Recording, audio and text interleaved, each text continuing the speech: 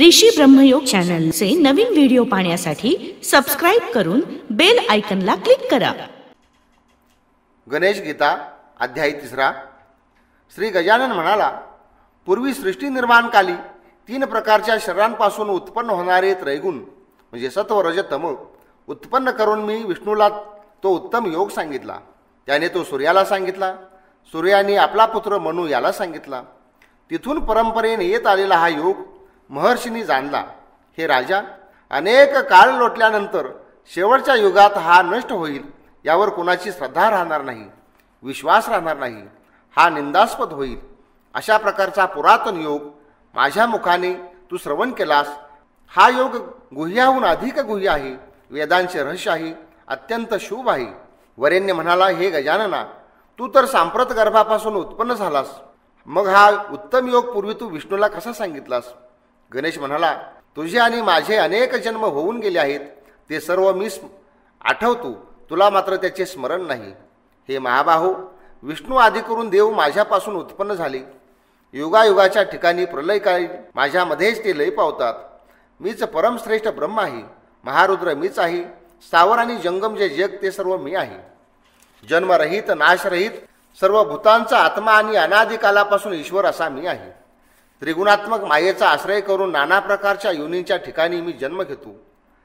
अधर्माचा उत्कर्ष व धर्माचा अपकर्ष जेव्हा होतो, तेव्हा साधूंचे संरक्षण करण्यासाठी आणि दुष्टांना शासन करण्यासाठी मी जन्म घेतो. अधर्म संग्रहाचा उच्छेद करून मी धर्माची संस्थापना करतो. नाना प्रकारच्या लीला करणारा मी हसत खेळत दुष्टांचा व दैत्यांचा संहार करतो. अनेक रूपे धारण करणारा होऊन मी वर्ण, आश्रम, मुनी व साधू यांचे पालन करतो. याप्रमाणे युगायुगाच्या ठिकाणी होणारे माझे दिव्य जन्म जो जाणतो, माझी तिथी कर्मे पराक्रम सर्व प्रकारे माझे स्वरूप जाणतो, तो अहंकार आणि ममत्व बुद्धी यांचा त्याग करून पुन्हा जन्म पावत नाही. इच्छा, भय व क्रोध यांनी रहित असलेली, मतपरायण, माझा आश्रय केलेली, विज्ञान रूपी तपाने शुद्ध झालेली असे अनेक माझ्यापर्यंत आले आहेत. नरश्रेष्ठ ज्या ज्या भावनेने माझा आश्रय करतात, त्याप्रमाणे व्ययरहित मी त्यांना स्पष्ट असे फल देतो. हे राजा, कोणीही मनुष्य माझ्या मार्गाने वागणारे असोत, ते स्वतःच्या संबंधाने व इतर संबंधाने एकाच प्रकारचा व्यवहार करतात. कर्माच्या फलाची आकांक्षा धरणारे देवतेला प्रिय असे कर्माचरण करतात. ते या लोके कर्मापासून उत्पन्न होणारी सिद्धी अल्प काळात पावतात. ते पापरहित सत्व, रज व तम यांच्या अंशाने व कर्माच्या अंशाप्रमाणे या मृत्यूलोकी 4 वर्ण मी निर्माण केली. त्यांचा कर्ता असून मी अकर्ता आहे असे ज्ञाते जाणतात. अनादी ईश्वर कर्मापासून उत्पन्न होणाऱ्या गुणांपासून सर्वदा अलिप्त, इच्छारहित अशा प्रकारे मला जो जाणतो, त्याला कधी कर्म बंध करू शकत नाही. या प्रकारे जाणूनच पूर्वीपासून मुमुक्षुनी कर्मे केली.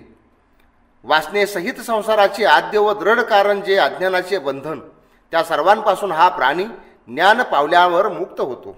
आता ज्या संबंधाने बुद्धिमान ऋषी सुद्धा मोह पावले, तो कर्म व अकर्म यांचा विचार मी तुला सांगतो. कर्म, अकर्म व विकर्म यांचे तत्व मुमुक्षुनी जाणावे. या लोकी कर्म 3 प्रकारचे आहेत.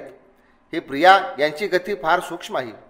कर्माच्या ठिकाणी अकर्माचे ज्ञान व अकर्माच्या ठिकाणी कर्माचे ज्ञान ज्याला असेल, तो या मृत्यूलोकी मुक्त व सर्व पुरुषार्थ संपादन करणारा होय. फलाने रहित असा जो मनुष्य कर्माचा आरंभ करतो, त्या तत्वदर्शनाच्या योगाने ज्याचे कर्म दग्ध झाले आहे, अशा मनुष्याला ज्ञाता असे म्हणतात. जो फलेच्छा सोडून सर्वदा तृप्त असतो व साधन रहित असतो, तो कर्म करण्यास उद्युक्त असला तरी काही करीत नाही. निरीच्छ, इंद्रियांचा निग्रह केलेला, सर्व परिग्रह टाकून दिलेला, केवळ ग्रहासंबंधी कर्म करतो, त्याला पातक लागत नाही. सुख व दुःख या द्वंद्वाने रहित व मत्सर रहित होऊन आणि सिद्धी आणि असिद्धी यांच्या ठिकाणी समान होऊन जे प्राप्त होईल त्यामध्ये संतुष्ट असणारा, कर्म करीत असला तरी बद्ध होत नाही. सर्व विषयांपासून मुक्त व ज्ञान आणि विज्ञान यांनी युक्त अशा मनुष्याचे सर्व कर्म यथार्थ होते.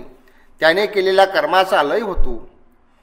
अग्नी हवन करायचे द्रव्य होता व जे माझ्यामध्ये अर्पण केलेले द्रव्य आणि यज्ञाचे प्राप्तव्य जे ब्रह्म, ते सर्व काही मीच आहे. ज्ञानी लोक ब्रह्माच्या ठिकाणी रममान का होते, तर या करताच दुसरे कोणी योगी दाखवलेला यज्ञ करावासे म्हणतात. ब्रह्म हाच अग्नी ज्यामध्ये आहे, असा यज्ञच होय, असे दुसऱ्या योग्यांचे मत आहे. हे राजा, दुसरे कोणी संयमरूपी अग्नीच्या ठिकाणी इंद्रियांचे हवन करतात, तर कोणी इंद्रियरूपी अग्नीच्या ठिकाणी त्यांच्या शब्दादी विषयांचे हवन करतात. दुसरे कोणी प्राण्यांच्या आणि इंद्रियांच्या कर्मांचे सर्वथा ज्ञानाने प्रदीप्त झालेल्या आत्मानंदरूपी अग्नीमध्ये हवन करतात. दुसरे कोणी यती द्रव्याने, कोणी तपाने, कोणी ध्यानाने, तर कोणी तीव्र व्रताने आणि कोणी ज्ञानाने माझे यजन करतात. जे प्राणवायूचे ठिकाणी अपान आणि अपानावायूचे ठिकाणी प्राण दोहोंच्याही गतीचा रोध करून ठेवतात ते प्राणायाम तत्पर होतात. ते प्राणांना जिंकून त्यांच्या ठिकाणी प्राणाच्या गतीचे हवन करतात. याप्रमाणे नाना प्रकारच्या यज्ञांच्या ठिकाणी रत असलेली व यज्ञाने पातकांचा नाश झालेले असे हे यज्ञाचे अवशिष्ट जे अमृतरूपी फल ते भोगणारे होऊन ब्रह्मापर्यंत जातात. यज्ञ न करणाराला हा मनुष्य लोक सुद्धा प्राप्त होत नाही, मग परलोक कोठून प्राप्त होईल? हे राजा, वेदांमध्ये स्थान पावलेल्या कायिक, वाचिक व मानसिक अशा 3 प्रकारच्या त्या यज्ञांना पूर्ण जाणल्यावर तू सर्व बंधनापासून मुक्त होशील. हे राजा, सर्व यज्ञामध्ये ज्ञानयज्ञ श्रेष्ठ आहे असे माझे मत आहे. मोक्षाचे साधन जे ज्ञान, त्याच्या ठिकाणी सर्व कर्मांचा लय होतो. हे पुरुष श्रेष्ठा, सज्जनांना प्रश्न करून आणि नम्रता धरून ते ज्ञान प्राप्त करायचे असते. हे ज्ञान जाणण्याची खरी इच्छा असली म्हणजे तत्व विशारद सज्जन सांगतात. एक साधू संग न करता मनुष्य नाना प्रकारचे संग करतो आणि त्यामुळे तो जगामध्ये बंधन पावतो. सत्संगापासून सर्वांना गुणांची उत्पत्ती, आपत्तींचा नाश आणि इहलोकी व परलोकी स्वहित इत्यादी प्राप्त होतात. हे राजा, इतर सुलभ आहे पण सत्संग अतिशय दुर्लभ आहे. याचे ज्ञान झाले म्हणजे कोणत्याही गोष्टीपासून मनुष्य पुन्हा बंध पावत नाही असे जाण. नंतर स्वतःच्या ठिकाणी सर्व भूतमात्र आहे असे तो पाहतो. त्याच्या योगाने अत्यंत पापाच्या ठिकाणी रत असला तरी त्यापासून तो मोकळा होतो. ज्याप्रमाणे प्रज्वलित अग्नी क्षणामध्ये सर्वांचे भस्म करतो, त्याप्रमाणे ज्ञानरूपी अग्नी बाह्य व अंतर अशा दोन्ही प्रकारच्या कर्माचे क्षणामध्ये दहन करतो. हे राजा, इतर कोणतीही पवित्र वस्तू ज्ञानाच्या बरोबरीला येत नाही. योगी योगाभ्यासाने काले करून स्वतःच्या ठिकाणी ज्ञान जाणतात. भक्तिमान इंद्रिये जिंकलेल्या व ज्ञानतत्पर मनुष्याला ज्ञान प्राप्त होते. ते ज्ञान मिळवल्यानंतर अल्पकाळामध्ये तो उत्तम मोक्षाला जातो.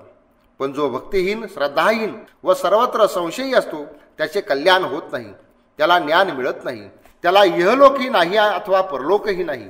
हे भूपा, आत्मज्ञानाच्या ठिकाणी रत असलेल्या ज्ञानाच्या योगाने ज्याने सर्व संशयांचा नाश केला आहे, योगाच्या योगाने ज्याची सर्व कर्मे अस्त पावली आहेत, अशा मनुष्याला ती कर्मे बद्ध करीत नाहीत. याकरता उत्पन्न झालेल्या अज्ञानाला आणि मनामध्ये असलेल्या संशयाला ज्ञानरूपी खड्गाच्या प्रहाराने जोराने छेदून टाकून मनुष्याने योगयुक्त व्हावे आणि मुक्त व्हावे.